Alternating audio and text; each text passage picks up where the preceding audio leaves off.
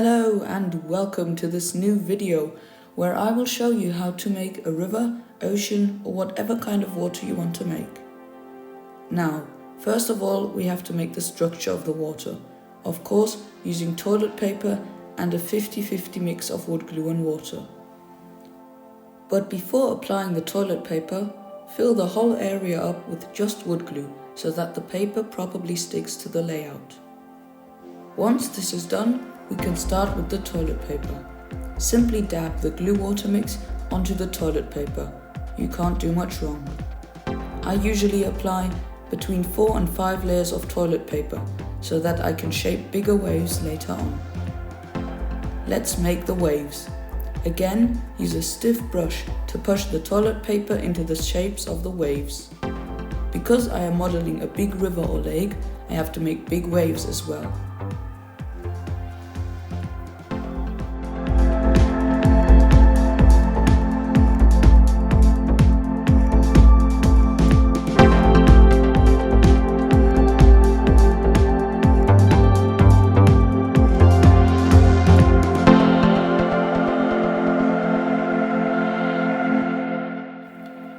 Everything has dried for about 24 hours, so we can get to colouring. We will start by mixing the colours we want to use. I will begin with the colours nearer to the harbour. You should start with the lighter colour so it's easier to go darker later.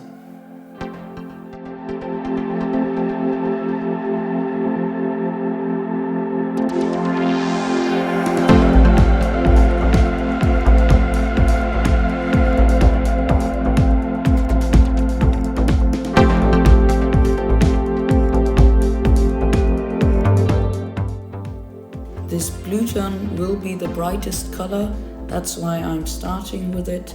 And as you can see, I use some brown at the harbour wall as it gets dirtier towards the edge of the harbour.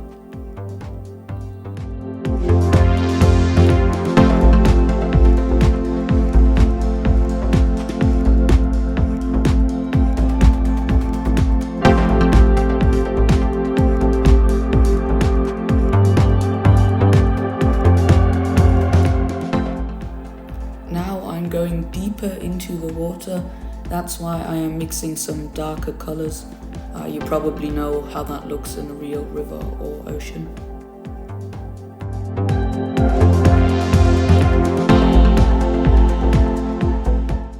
I'm modelling a very clear and clean river, that's why I'm using bright blue tones. Of course, if you want to make like a dirtier river or you want more green into it, you can use your own colour templates.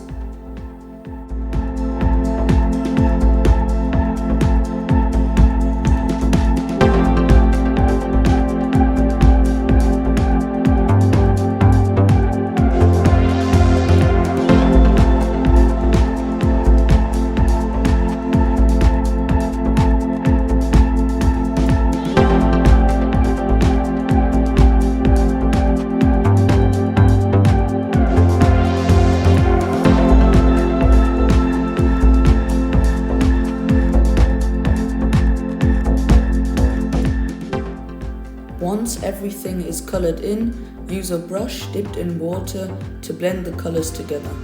Move from the lighter to the darker colours to get that natural blend.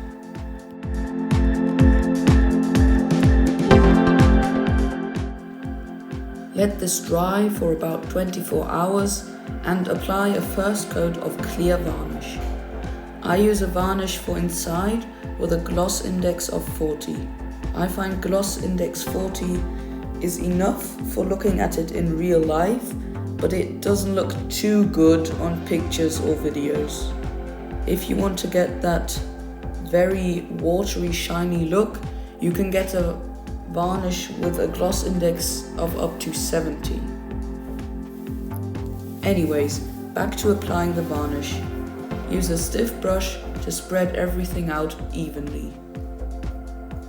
Sadly, the clear varnish I used left some white stains near the waves, but I couldn't change it anymore. So let this dry for at least 24 hours and then add a layer of wood glue. This is to increase the depth and to smoothen the edges.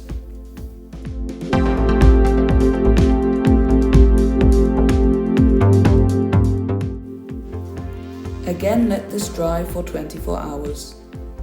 Last step is to add another 4 to 5 layers of the clear varnish to really get that watery, shiny look. So there you have it.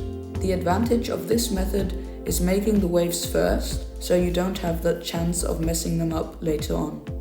Also, using the varnish, you save a lot of money compared to using resin or epoxy, or even the model water provided by model companies.